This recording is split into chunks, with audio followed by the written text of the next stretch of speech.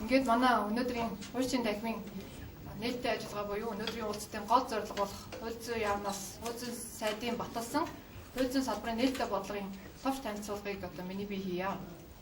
За түрүүн сайд манд дурдсан энэ хууль зүйн салбарын нээлттэй бодлогын гол зорилго нь энэ эх 4 жилд эрх зүйн шинтгэлийг хэрэгжүүлэхдээ баримтж ажиллах манай яамнаас салбартаа баримтж ажиллах гол зарчмыг бид нэр бодлогын баримт бичгийн төвшөнд цог зарга хэмжээ олгож баталж гаргасан юм аа. За энэ бодлогын баримт бичгээ танилцуулахаас өмнө бид тавчхан хууль зүйн яамныхаа бүтэц зохион байгуулалтыг танилцуулъя гэж бодлоо. Засгийн газрын тогтоолоор хууль зүйн яамны бүтэц зохион байгуулалт өөрчлөгдсөн. Ингээд хууль зүйн сайд тамхигснаас хойш, миний бие тамхигснаас хойш богино хугацаанд энэ засгийн газрын тогтоолыг хэрэгжүүлэх бүтэц зохион байгуулалтаа бид нэр хийж дуусаад одоо манай хууль зүйн яамны үйл ажиллагаа жигдрээд энэ бодлогын үйл ажиллагаанд ороод байгаа. Тэгээд тавчхан танилцуулахад хууль зүйн сайд манд танилцуулсан манай хууль зүйн яам маань ингээд 5 газартай 4 хэлтстэй ийм бүтэц зохион байгуулалттай байгаа. За гол шинээр зохион байгуулж байгаа газар маань эрх зүйн бодлогын шинжилгээний газар байгаа. За сайдын хилдэгчлэн энэ маань манай яамны гол амин сүнс буюу одоо уурга тархинд болж ажиллахын өөрөөр хэлбэл энэ Монгол улсын баримталж ажиллах эрх зүйн шинтгэлийн бодлогыг боловсруулах төлөвлөх. За энэ бодлогынхаа хүрээнд хуулийн төсөл боловсруулах, хууль тогтоомжийн үр нөлөөг судлах хүчлэн нэлээд олон шин чиглэлийг хэрэгжүүлэх ийм чухал газар байгаамаа. За хууль зүйн нэгдсэн бодлогын газрын чиглэлийг бол сайд түрүүн танилцуулсан. Гол нь одоо хууль зүйн нэгдсэн бодлогын одоо баримталж хэрэгжүүлэх хууль санаачлагчаас одоо өргөн барьсан хуулийн төсөлд нэгдсэн бодлогын зүгээс санд дүнэлтэд өгөх юм үндсэн чиглэлийг хэрэгжүүлж байгаа. За бодлогын хэрэгжилтийг зохицуулах газар маань мөн одоо хуучин хууль зүйн дотоод хэргийн яамд байсан үндсэн чиглэлийг болох бодлогын хэрэгжилтийг зохицуулах агентлагийн үйл ажиллагаанд одоо бодлогын талаас нь одоо хэрэгжилтийг одоо зохицуулах ийм чиглэлтэй газар байгаа. За хяналт шинжилгээ үндэгийн аудитын газар бол бас нэлээд шин чиглэлтэйгээр зохион байгуулагдсан байгаа. Гол нь одоо дотоод хяналт, дотоод аудитын чиглэлийг нэмэгдсэн байгаа. За төрийн захиргааны удирдлагын газар бол бас төрийн захиргааны удирдлагаар хангахаас гадна шинээр нэмэгдсэн үндсэн хоёр чиглэлэг нь өргөдөл гомдолтой холбоотой, иргэдийн өргөдөл гомдолтой холбоотой асуудлыг шуурхаа шийдвэрлэх, 3-дугаарт энэ олон нийтийг мэдээлэлээр хангах үндсэн чиглэлийг энэ газар маань хэрэгжүүлэх юм аа. За манай яамны харьяа агентлаг байгууллагад 10 харьяа агентлаг байгууллага байгаа. Тэгэхээр энэ байгууллагын харьяа агентлаг байгууллагын үйл ажиллагаа бас энэ бодлогын нэгдсэн бодлогын дотор бас ингэж үйл ажиллагаа хэрэгжиж явах болно. За бүтэц зохион байгуулалтууд юм байна. За хууль зүйн сайдын баталсан нээлттэй бодлогын батлах болсон үндсэн шалтгаан нь та бүхэн мэдж байгаа Монгол Улсын засгийн газрын мөрийн хөтөлбөр батлагдсан байгаа. 12 оноос 16 оны хүрээнд хэрэгжүүлэх.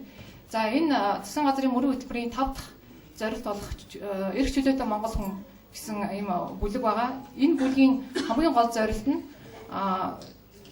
энэ төрийн үйл ажиллагааг тунгалаг нээлттэй болгох, хариуцлага хяналтыг сайжруулах ийм үндсэн чиглэл байгаамаа. За энэ чиглэлийн хүрээнд төрийн байгууллагууд одоо цог зарга хэмжээ авах ийм одоо үйл ажиллагааг төлөвлөсөн байгаа. Ийм учраас энэ засгийн газрын мөрийн хөтөлбөрийг хэрэгжүүлэх хүрээнд хууль зүйн салбартаа явуулах цог зарга хэмжээг бид нар энэ бодлогын баримт бичгээр баталж гаргасан.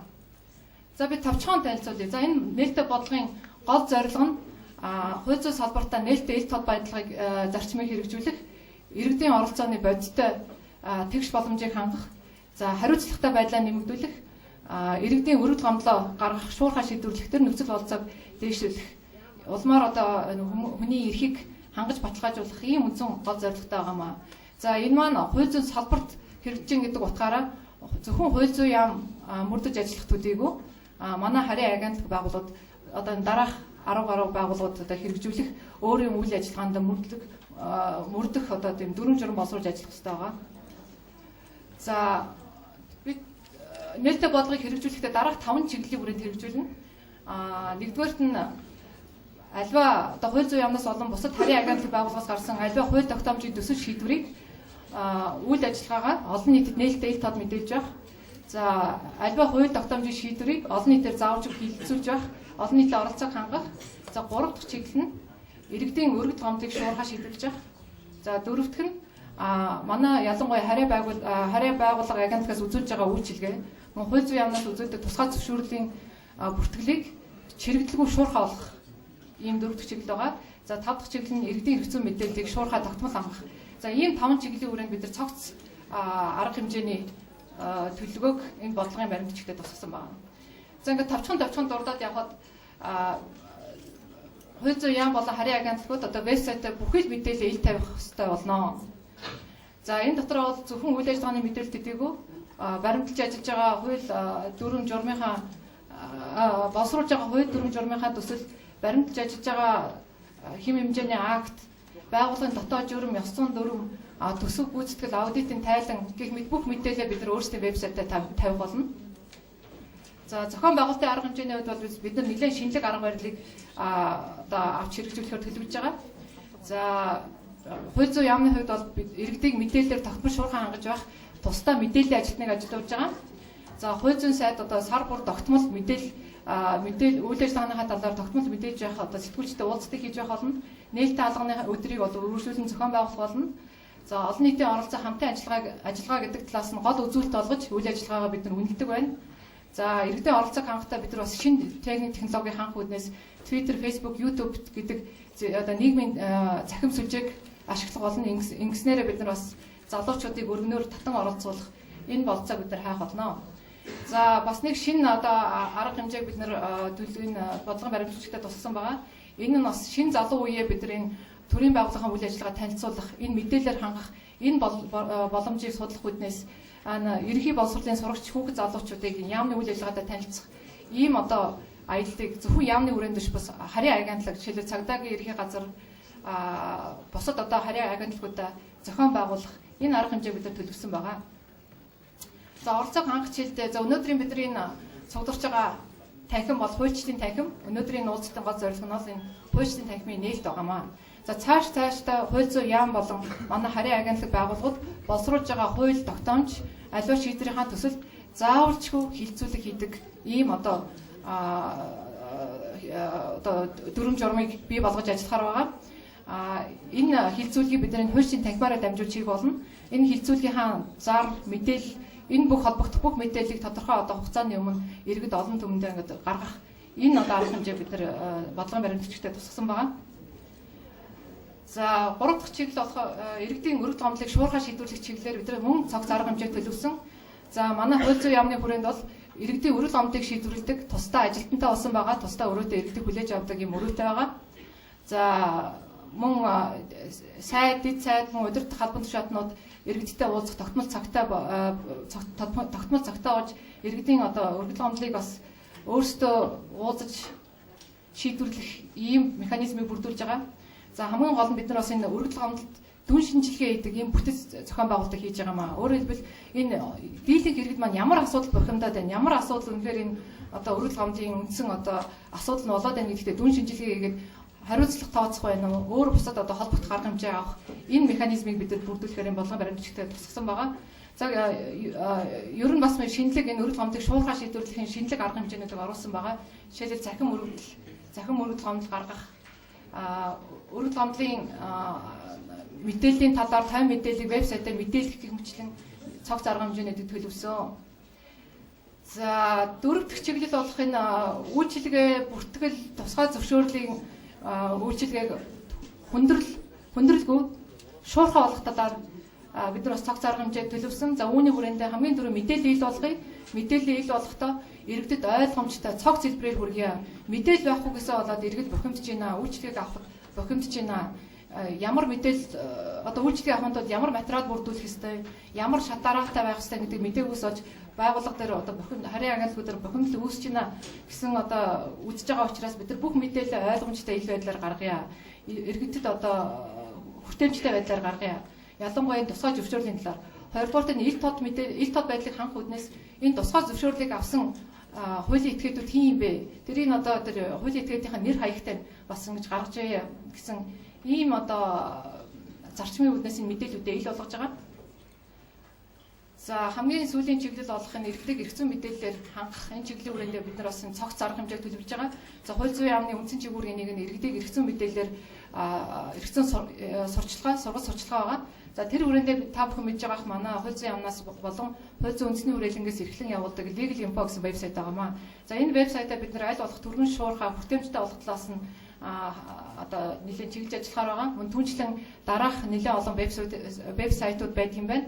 Энэ вебсайтаа бас мэдээлэлээр баяжуулах, аль болохоор хүртээмжтэй байх талаас нь бид нар нэлээд олон үйл ажиллагаа төлөвлөд байгаа. За хүртээмжийг дээшлүүлэх үүднээс бас энэ эрх зүйн мэдээллийн 1982, мессежийн 151982 гэсэн энэ одоо дугааруудыг үйл ажиллагаа бид нар эрчимжүүлж байнгын тогтмол шуурга ойлгох ажиллагаа хийх болно. За иргэдэд бол аль болох одоо эрх зүйн мэдээлэлтэй холбоотой ийм одоо мэдээллийг нийтэлж байх жижиг гарын авлага тахимал хэвлүүлж байх ажлыг бид нар бас шуурхай хийх болно. За яамны зүгээс бидний одоо хэрэгжүүлж байгаа нэг ажил нь хууль зүйн яамныхаа нэг давхрын хүлээлгийн өрөөг хүлээлгийн тахимыг аль болох одоо иргэдийн үйлчилгээний мэдээлэл авах болцоотой ийм байдлаар гэж тохижуулж засаж янзалж байгаа. За яг бид зүгээр юу болох үүднээс зарим нэг зургийг оруулаад жишээлбэл бид түрүүнд дурдсан манайх хууль зүйн яам иргэдийн өргөд гомдол хариуцсан тусгай ажилтнаа болсон иргэдэг хүлээж авах туслаа өрөөтэй манай яамд оронгууд хамгийн ихний 101 тоо дөрөв болоод иргэдтэй харьцдаг ийм ажилтнуудтай сууж байгаа. Жишээлбэл манай өргөд гомдол хариуцсан ажилтан чулуун цэцэг жишээлбэл ингээд иргэдэг хүлээж аваад ажиллаа сууж байна. За манай одоо яамны бас нэг шинэ бодлого бол оролцоог хангах тэгш боломжийг хангах гэж байгаа. Тэгэхээр альва одоо үйл ялгуурлаггүйгээр иргэдийн оролцоог хангах энэ нэг гол зарчмыг хангах үүднээс бид нар энэ хөгжлийн бэрхшээлтэй хүмүүс одоо энэ орох гарцыг бас яамдаа хийлгсэн байгаа. Мөн хууль зүйн үндэсний хүрээлэндээ ч гэсэн бид нар энэ одоо хөгжлийн бэрхшээлтэй иргэдийг оролцоог хангах ийм одоо зохион байгуулалтын арга хэмжээ авах болно.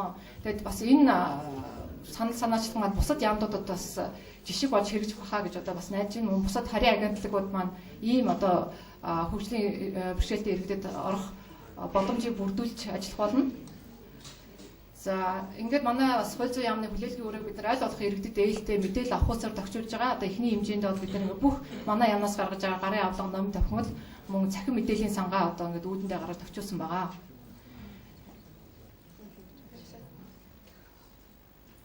За ерөнхийдөө манай бодлогын сайдын баталсан бодлогын товч танилцуулга юм байна. Ингээд би бодлогын хүрээнд манай яамнаас авч хэрэгжүүлсэн арга хэмжээ болох хууль зүйн яамныхаа вебсайтын шинжил буюу доторх агуулгын тавханд товчхон танилцуулъя.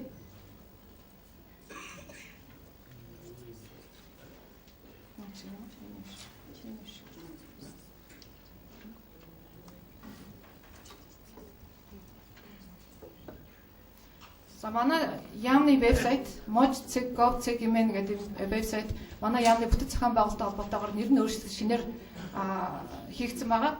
За ингээд бид нар саяын сайдын баталсан нээлттэй бодлогын хүрээнд вебсайтыг бүрэн шинжилж бүх мэдээлэлд гаргасан байгаа. Тэгээ та бүхэнд харуулъя. За ингээд мэдээллийн ил тод байдал гэсэн юм болон байна. Энэ болондоо бид нар үйл ажиллагааны ил тод байдлын хүрээнд манай хууль зүйн яамд өрдөж байгаа хууль тогтоомж дүрм заврам бид нар бүгдийг энд оруулсан байгаа. Ингээд энэ баяжуулалтаа хийгээ явах болно. За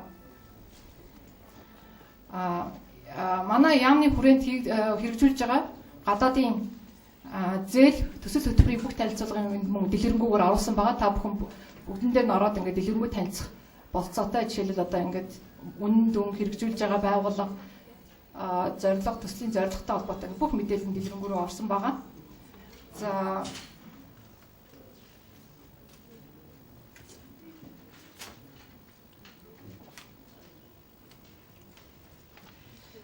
За төсөв санхүүгийн ил тод байдлын хүрээнд бид нар яамны хүрээнд яамны 2012 оны батлагдсан төсөв. За 2011 оны төсвийн гүйцэтгэлийн тайлан мөн дэлгэрэнгүйгээр тавьсан байгаа. За одоо энд удахгүй манай яамны хүрээнд хийгдсэн бүх одоо хяналт шинжилгээний үнэлгээний тайлан болон аудитын тайланг энд 3 дээр тавих болно. За энэ дөрөв та бүхэн харж байгаа манай хууль зүйн яамны захиалгаар гадаадын өндөр хөгжилтэй улс орнуудад сурсан суралцагчдын бүх мэдээлэл байгаа. За энэ 153 хүн бас сурсан юм байна. Төрийн сангийн тэтгэлгээр гадаадын өндөр хөгжилтэй улс орнуудад энэ бол бүрэн мэдээлэл нь байгаа. Өөрөөр хэлбэл овог нэр хаана сургууль сурсан, одоо хаана ажиллаж байгаа гэсэн энэ бүх мэдээлэл байгаа. Энэ бол хамгийн гол бид нар яамны нэгэн улсын төсвөөр суралцсан, манай яамны захиалгаар суралцсан гэдэг утгаар нь энэ нээлттэй тод байдлыг хангах үүднээс энэ бүх мэдээллийг тавьж байгаамаа. За би түрүүнд дурдсан өргөл гомдлыг шуурхай болгох чиглэлээр бид нар цахим өргөдлийн ийм механизмыг бүрдүүлж байгаа гэж та бүхэн харж байна. За манай энэ өргөл гомдол хариуцсан мэргэжилттэй холбоотой мэдээлэл энд байна. Энэ мэргэжилтэндээ шууд холбогдож болно. Түүнчлэн шууд захин мөрөгдөл гомдлоо гаргаж болно. За энэ жишээлбэл ингээд хараад сайдд бичгүү, дэд сайд бичгүү, төрийн танхим бичгийн дараа бичгүү гэдэг ингээд бичээд шууд энэ доод юугаа дараад ингээд захин мөрөгдөл гомдол биш шууд бидний холбогдох хүмүүсийн гар дээр ирэх болно. За энд өргөд гомдлын шийдвэрлэлт гэж байна. Энэ өргөд гомдлын шийдвэрлэлтээр сар бүр манай яамд одоо ирсэн өргөд гомдлын таймыг гаргаж байгаа болно. Хэрхэн шийдвэрлсэн байдлын талаар. За энэ иргэдийг хүлээг авах цагийн хуваар буюу энэ сайд, дэд сайд иргэдийг хүлээж авч өргөд гомдолтой холбоотой асуудлыг шийдвэрлэх цагийн хуваарийг бас бид ингээд нээлттэй тавьсан байгаа. За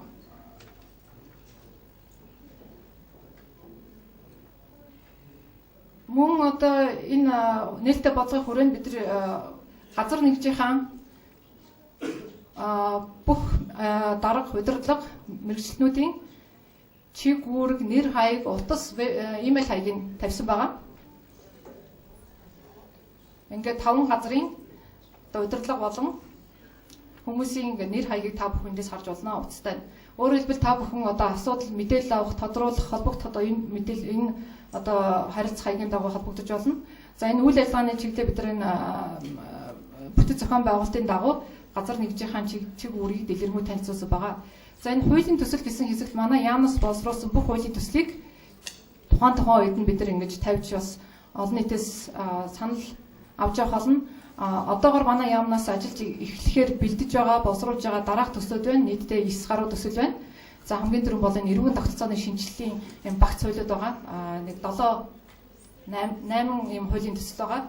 За энэ төслийг бид нар төслийн хувьд нь бичиж дуусмагц бид нар энэ өөрийнхөө вебсайтаар тавих болно. Тийм учраас та бүхэн бас манай вебсайтыг тогтмол шалгаж энэ хуулийн төслүүдэд танилцах болцоотой. За би түрүүнд дурдсан тусгай зөвшөөрөл хууль зүйн яамнаас дараах 5 зөвшөөрлийг олгодог. Энэ тусгай зөвшөөрлөлтэй холбоотой дэлгэрэнгүй мэдээллийг мөн энд оруулсан байгаа. Аль болох одоо ойлгомжтой энгийн хэлбэрээр одоо хүмүүст тайлбарсан байгаа. За энд мөн тэр тухайн тусгай зөвшөөрлийг эзэмшиж байгаа хүмүүсийн тоо мөн тухайн тохиолдолд жишээлбэл галт зэвсэг үйлдвэрлэлээр ямар байгууллага энэ галт зэвсгийн тусгай зөвшөөрлийг эзэмшиж байгаа гэх мэт тэр мэдээллийг бид дэлгэрэнгүй оруулсан байгаа. Мөн тамга тэмдэг үйлдвэрлэлээр та бүхэн харж болно холбогдох дүрм журам болон эзэмшигч одоо хуулийн этгээдийн нэрсийг бид нар ингээд ил тодор тавьсан байгаа.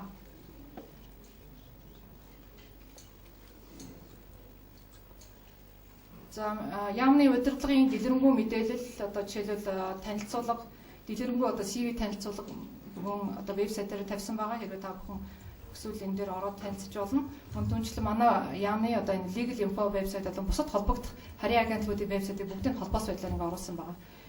За эндээс та бүхэн харж байгаа бох нээлттэй бодлогыг хэрэгжүүлэх эхний арга хэмжээгээ хууль зүйн яамны зүгээс бол авсан. Тэгээд энэ одоо ижил арга хэмжээг манай харийн агентлагууд бүгдээрээ хэрэгжүүлж өөрсдийн вебсайтад бүхий л холбогдох үйлчилгээ болон бодлоготой холбоотой мэдээлэл тогтмол тавьж, шуурхай тавьж ажиллах болно. Тэгээд энэтэй холбоотой илүү боловсронгуй болох, сайжруулах өөр одоо санал гомдол шүүмж байл та бүхэнд бас элен далангуй хэлж байвал бид нар их талархах байна. Бид нар бас үйл ажиллагаагаа мэдээлэл тогтмол одоо сайжруулж аль болох одоо иргэдийн хэрэгцээ шаардлагад суурилсан ийм одоо мэдээлэл үйлчилгээгээ хүргэхийг чамааж ажиллах болно. За ингээд миний мэдээлэл дуслаа. Та бүхэнд анхаарал тавьсанд баярлалаа.